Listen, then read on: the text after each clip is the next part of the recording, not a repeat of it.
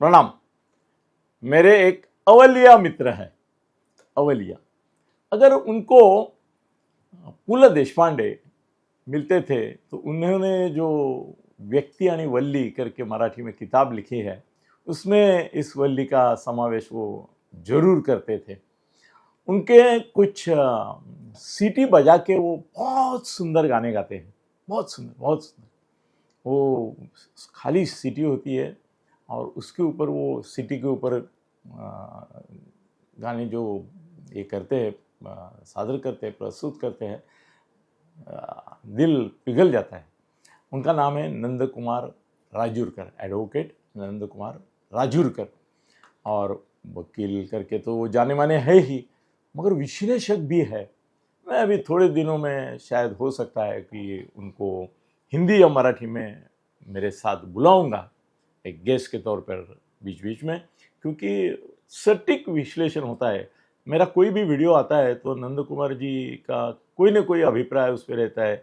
एक मुद्दे की बात, एक फतेह की बात या एक अलग बात वो ऐसे करते हैं। तो उनका किसी के नज़र नहीं उनके ऊपर गई करके वो अभी तक कोई यूट्यूब वाला या चैनल वाला उनको अप्रोच नहीं हुआ है। तो मैं उनको रिक्वेस्ट करने वाला हूँ कि भाई आप मेरे से जुड़ जाओ। आपका ये जो ज्ञान है, विश्लेषण है, धमाल है। तो दोनों चीज़ें, उनकी कला जो है सीटी पे गाना बजाना, गाना बोलना, और ये दोनों का मैं आपको लाभ देने वाला हूँ।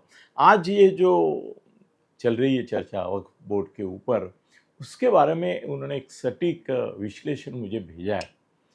क्या हुआ है कि हम में से कुछ लोग बोल रहे हैं कि ये हिंदुत्व का, ये मुस्लिम कट्टरवादियों के ऊपर बड़ा हमला है और बड़ी जीत है, और मोदी जी ने सिद्ध किया है कि वो सच्चे हिंदुत्ववादी है। उनको श्रेय देने की होड़ लगी हुई। मगर नंद कुमार जी राजूरकर ने मुझे जो एक नोट भेजे है, उसमें वो बोलते हैं कि सही नहीं है ये। मुस्लिम तुष्टीकरण करने की ही कोशिश मोदी जी ने भी की है। थोड़ा धक्का लगा होगा आपको, आश्चर्य लगा होगा, मगर उन्होंने बोला है कि ऐसा मत समझो कि सिर्फ कांग्रेस तुष्टीकरण की भूमिका कर रहा है। मेरे पास और भी एक नोट आई हुई है, वो भी इसी तरीके से उसका विश्लेषण कर रही है। वो भी मैं शायद, अगर मौका मिला, मुझे टाइम मिला, तो मैं आपको पढ़ के सुनाऊंगा। अभी नंद कुमार राजूरकर जी ने मुझे जो नोट भेजा है, उसमें वो लिखते हैं कि भारत एक लोकतांत्रिक देश है, ऐसा लोकतंत्र जो तुष्टीकरण की वोट बैंक के ऊपर ही चलता है। भारत के जो पढ़े लिखे लोग हैं और जो थोड़ा राजनीति समझते हैं, उन्होंने कल दिन भर लोकसभा की वक्फ बिल पर होने वाली खुली चर्चा देखी होगी, समझी होगी, या किसी से सुनी होगी। हम सबने देखा कि भारत सही में एक सेक्युलर देश है। लोकसभा में मुस्लिम खासदारों की संख्या, लोकसभा में राजूरकर लिखते हैं, लोकसभा में मुस्लिमों की संख्या, खासदारों की, सांसदों की 5% से भी कम है। बाकी सब गैर मुस्लिम हैं। मगर हमने देखा कि सरकार पक्ष और विरोधी पक्ष दोनों मिलकर एक ही मुस्लिम समाज के हित में छाती पीट पीट कर बातें कर रहे थे। सरकार पक्ष ने जो वक्फ संशोधन बिल मंजूर करवाया है, उनका कहना है यह बिल मुस्लिम समाज के उन्नति और विकास के लिए लाया जा रहा है। और दूसरी तरफ विपक्ष भी, एक सेकंड ना, दूसरी तरफ विपक्ष भी वही कह रहा है कि यह बिल मुस्लिम समाज के विरोध में है। दोनों पक्षों के लिए बड़ी बात बोली है राजूरकर जी ने। ये बात पर किसी ने गौर नहीं किया है, मगर उनका नोट पढ़ने के बाद मैं सहमत हूं उनसे। दूसरी तरफ विपक्ष भी बोल रहा है कि यह बिल मुस्लिम समाज के विरोध में है। दोनों पक्षों के लिए मुस्लिम समाज के लिए बहुत प्यार और वफादारी जताई जा रही है।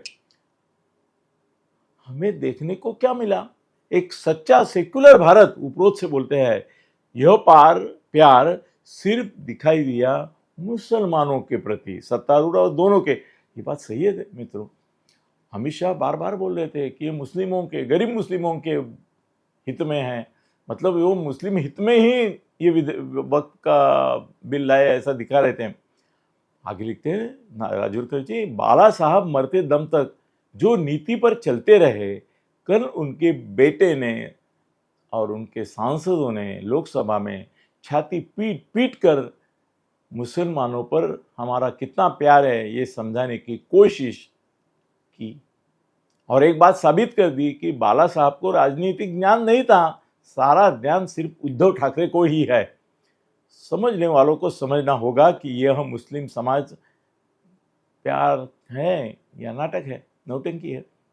वही दूसरी तरफ बाला साहब को मानने वाली शिंदे पार्टी ने भी बाला साहब से वफादारी जताते हुए बिल के ओर मुस्लिम समाज में हित का उनका बिल है ऐसा कह के समर्थन किया।